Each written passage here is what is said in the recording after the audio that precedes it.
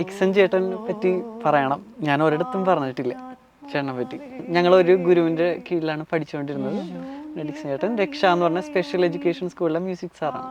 അപ്പോൾ ഞാൻ പറഞ്ഞില്ലേ പാടാത്തൊരു ടൈം ഉണ്ടായി എന്ന് പറഞ്ഞില്ലേ, ആ സമയത്ത് ഏറ്റവും അധികം എന്നെ അണ്ടർസ്റ്റാൻഡ് ചെയ്ത, എൻ്റെ വോയിസിനെ എപ്പോഴും അപ്രീഷിയേറ്റ് ചെയ്തിരുന്ന ഒരു മനുഷ്യൻ ഡിക്സൺ ചേട്ടനായിരുന്നു. പുള്ളിക്ക് ഒത്തിരി ലിമിറ്റേഷൻസ് ഉണ്ട്, ഒത്തിരി പ്രശ്നങ്ങളുണ്ട്. എന്നിട്ടും പുള്ളിയുടെ ലൈഫ് ഒരു ഇൻസ്പിറേഷനാണ്. ഒരു ടീച്ചറിനെ വിവാഹം കഴിച്ചു, ഒരു കുട്ടിയുണ്ട് അവർക്കിപ്പോൾ. എനിക്കെപ്പോഴും ഭയങ്കര അത്ഭുതമുള്ള ഒരു ലൈഫാണ്. ഡിക്സൺ ചേട്ടൻ ഒന്നും പറയണമെന്നില്ല, ആ മനുഷ്യനെ കാണുമ്പോൾ തന്നെ ഒരു ഇൻസ്പിറേഷനാണ്.